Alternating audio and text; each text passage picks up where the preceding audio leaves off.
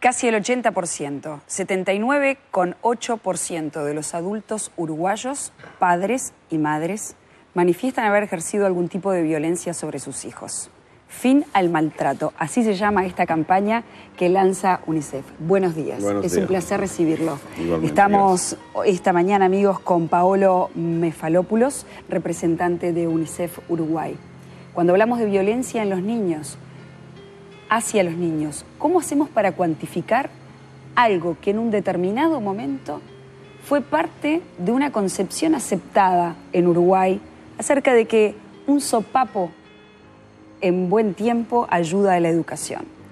Sí, es un fenómeno difícil cuantificar, exactamente porque muchas veces es invisible o muchas veces los niños parecen que son seres menores, entonces es más difícil averiguar cuál es el tipo de violencia y cuánta es. La encuesta que se tuvo en 2008 pude cuantificar ya un dato muy significativo. Con Mides hicimos otra encuesta, en los próximos meses vamos a tener los resultados y a veces el asunto es que no se entiende que la violencia o que la manera de disciplinar de una manera violenta va a tener repercusiones a largo plazo en la vida de los niños. Estos datos que se desprenden de esta encuesta de 2008 y la que se está haciendo ahora, ¿de dónde provienen? Porque en realidad es difícil que un padre acepte de buenas a primeras que ejerció violencia o que ejerce violencia sobre sus hijos. Bueno, sí, pero estas son encuestas exactamente sobre padres. Claramente se aseguró que eran totalmente anónimas y hay varias maneras y metodologías de hacer encuestas en temas delicados. Puede ser hasta que los datos que tenemos sean estimados para abajo, pero 80% son padres o personas que cuidan niños que han admitido que en realidad sí han ejercido algún tipo de violencia, que sea física o psicológica. ¿Cuáles son los factores que llevan a que un padre aplique la violencia en la educación de sus hijos, según estos datos que ustedes han recabado?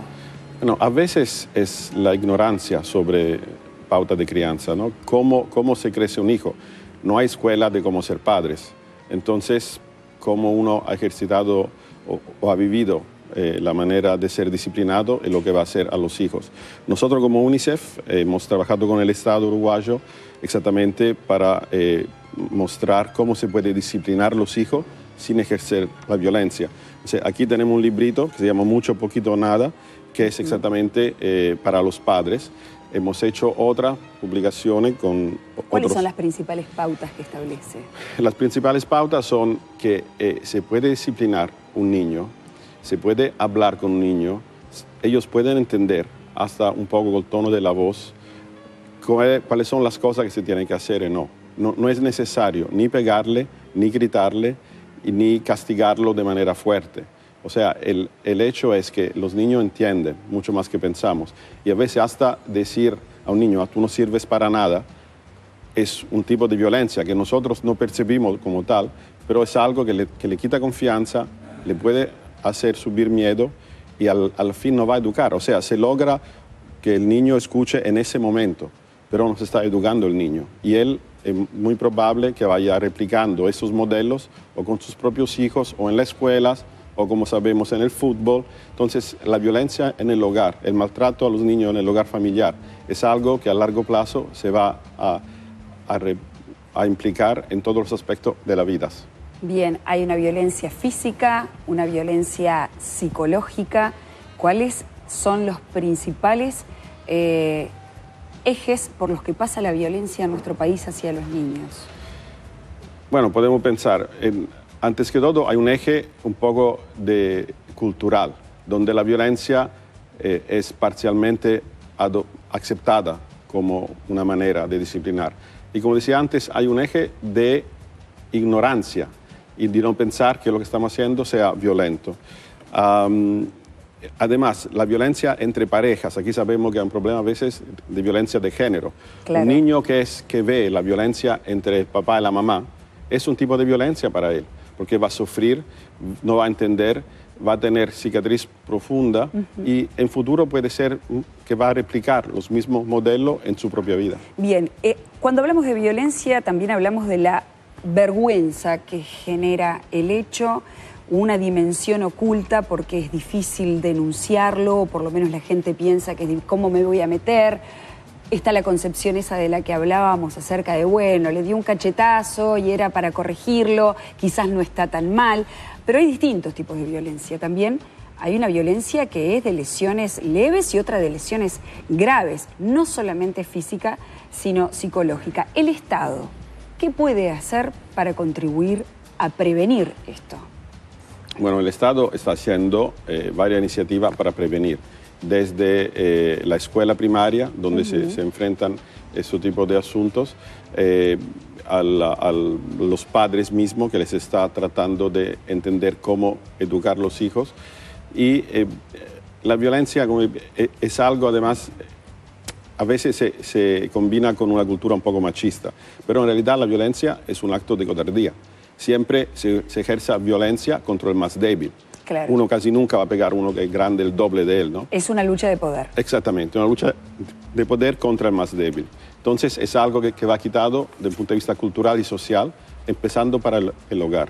Yo le preguntaba a Mefalopoulos hace un ratito cuáles son las bocas de denuncia, es decir, si bien hay un 0800, que después vamos a dar los teléfonos, imagino que hay actores sociales clave, por ejemplo, las maestras en las escuelas. ¿Quiénes son aquellos que detectan la violencia en un primer plano? Bueno, esto es una responsabilidad que tendría que ser de todos. Las maestras, y por eso están capacidad de los maestros, los vecinos de casa, los familiares. O sea, hay síntomas en los niños que demuestran que hay algo que no funciona. Nosotros como UNICEF hicimos una campaña con otros partners sobre cómo cuidamos a los niños y cómo nos alertamos sobre posibles maltratos. Y después, cuando uno piensa que hay situaciones de maltrato, llamar la línea azul, donde hay operadores que ayudan en ese sentido. Bien. 24,3% de padres y madres señaló haber ejercido violencia psicológica. ¿Ustedes tienen experiencia en el trabajo con niños que han sido maltratados? ¿Cuáles son las secuelas que puede dejar la violencia psicológica? Bueno, que no deja marcas en la piel, claro, pero claro, tal vez en la composición física. Y son mucho más difíciles de detectar, pero y a veces no se ven en ese momento, a veces se ven en largo plazo.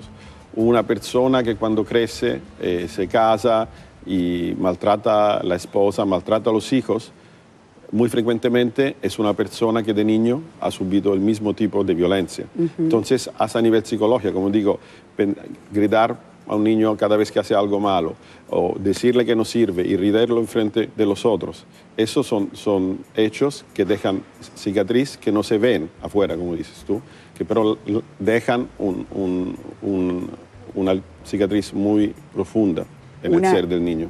¿Y esto genera un hecho repetitivo cuando ese niño agredido pasa a ser padre? ¿Puede darse una conducta de repetición? Claro, porque como dije antes, ¿cómo aprendemos a ser padres? De nuestros padres. No hay escuela de padres, no hay universidad donde dicen cómo ser padre o madre.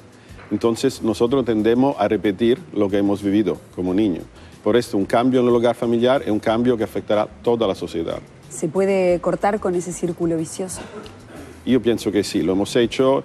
Yo, como muchos de mi generación, soy italiano, nuestros padres de pequeños nos pegaban. Ahora ya es muy raro. O sea, es algo que no es aceptado. Y pienso que se puede cambiar empezando en la casa, empezando con los vecinos, empezando con los amigos, a decir, no está bien usar violencia sobre los niños, nunca. Paremos con el maltrato. Exactamente. Paolo Mefalopoulos, un placer recibirlo esta mañana. Vimos la campaña en internet, imagino que se irá reproduciendo en otros medios. Ha sido un gusto estar acá y ojalá se logre ese objetivo. Muchas gracias. Seguimos en Arriba Gente, amigos.